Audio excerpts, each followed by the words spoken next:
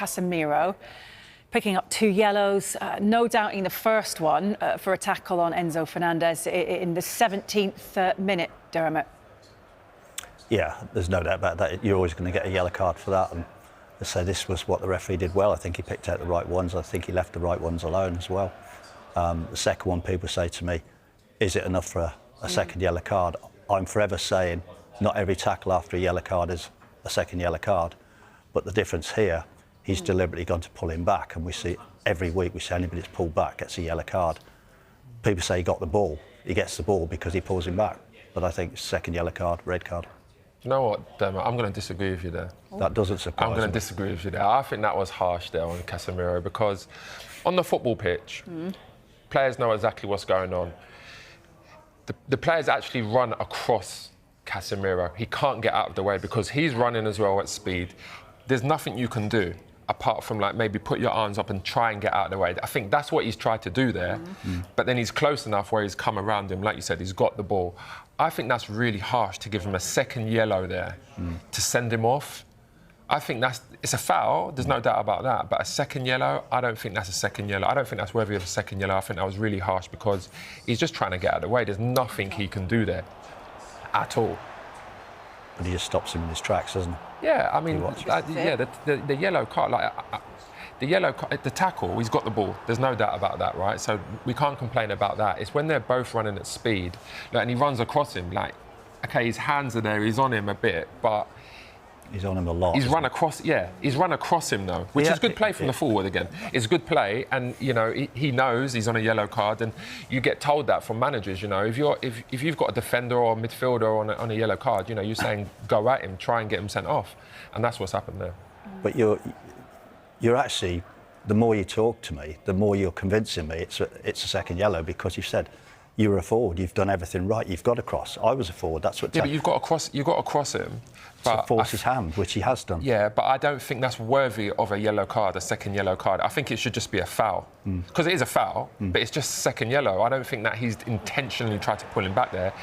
Is it Esteval? Santos has just got in the way of him. Got across him early. It's good play by the attacker, but I don't think it's worthy of a second yellow.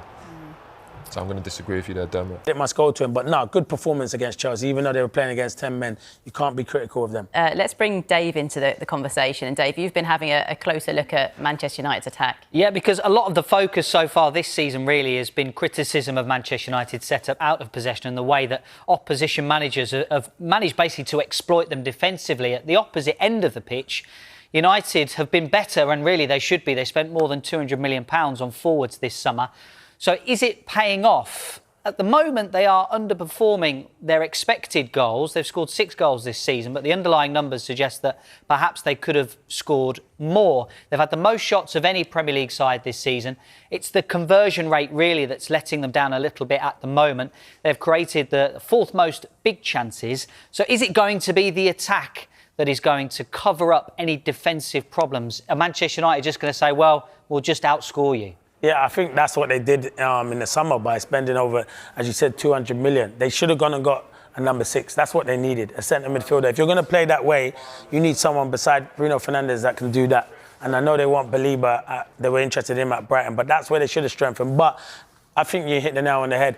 They're going to try and outscore teams because they know they haven't got the players that can probably defend how they want to play that. But one thing they can do is cause problems. I've been at a lot of their games this season. Fulham, they were very good, but they just can't score goals at the minute. It's their finishing, and people will say it's unlucky. It's not unlucky. You're creating the chances. You've got to be clinical. You spent a lot of money, and it's down to that front three to deliver.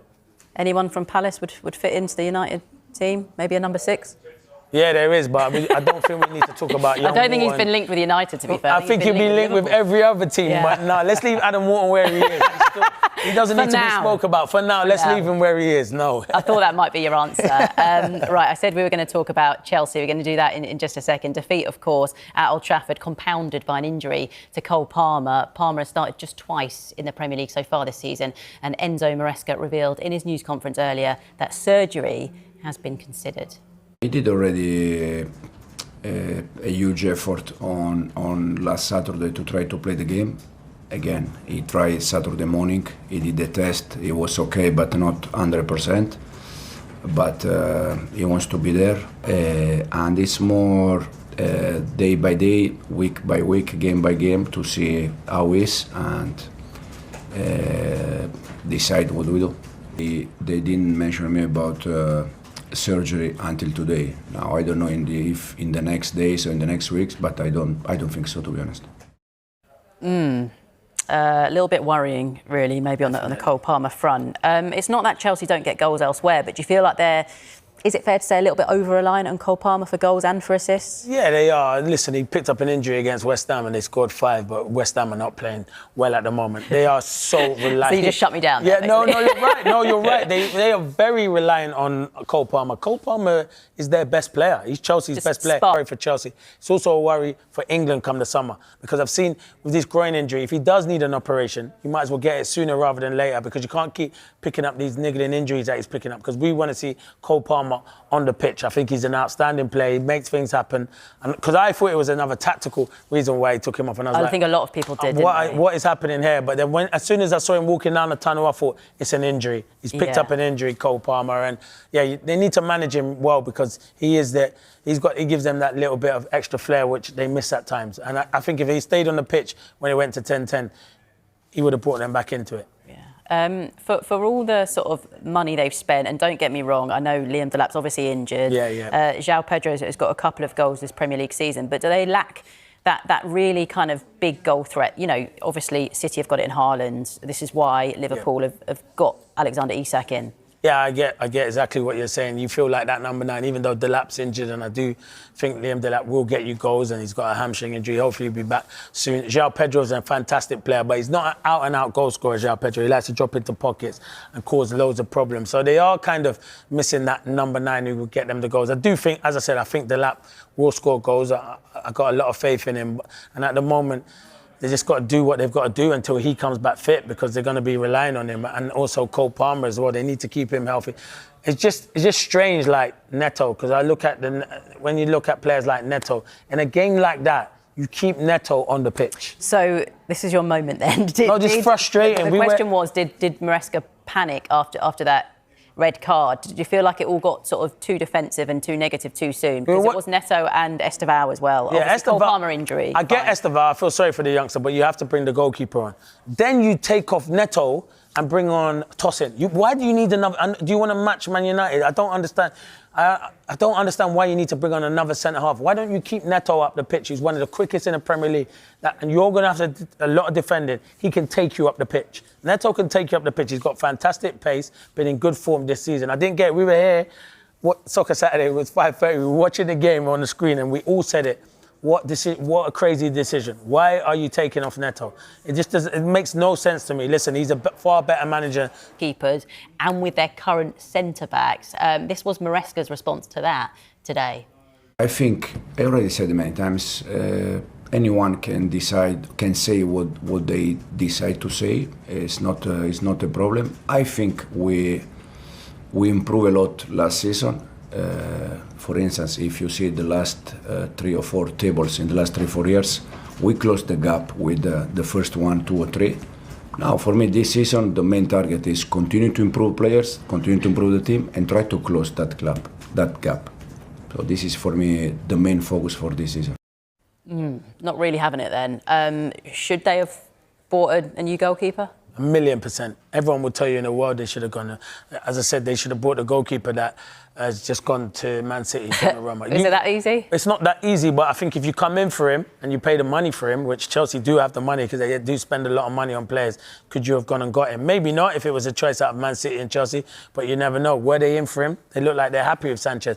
Don't get me wrong, he's done all right at times, but your last line of defence. We're talking about the difference, aren't we? Of course, you have different makers. David Raya at Arsenal, different maker. Alisson at Liverpool, difference maker. Donnarumma at Man City, different maker. They are the 3 of the best goalkeepers around in world football. Martinez at Aston Villa. I know Villa are struggling. Big difference maker. Could they not have got him? There was talk of him maybe leaving in the window.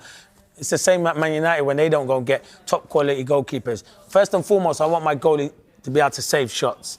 So I don't care. Sanchez is good with the ball at his feet. You're not judged on playing out from the back. You're not an outfield player. You're a goalkeeper. Make saves with your hands. And at the moment, he's making bad decisions for Chelsea, and it's costing them. It cost them last season. It cost them against Man United. So they should have gone out and got it. I'm big on that, and they should have gone out and got it. So, and when Levi Colwill gets an injury, should go and buy a world-class centre-back, because I think he's a very good centre-back. They've got a lot of young players, but you need experience as well, and that's what they should have done. So I totally agree with Jamie Carragher. I love that we've been chatting for 5 minutes about Chelsea. We basically said for all the money they've spent, they should have got a goalkeeper in and should have got a striker as well. Well, yeah, because you know what? And they spent goals. a lot of money. They have spent a lot of money, but I do think a goalkeeper was a must for Chelsea. They should have definitely brought a goalkeeper. I don't think they were challenged for the title. I do think they'll finish they've got a great chance of finishing in the top 4, but I don't think they'll challenge.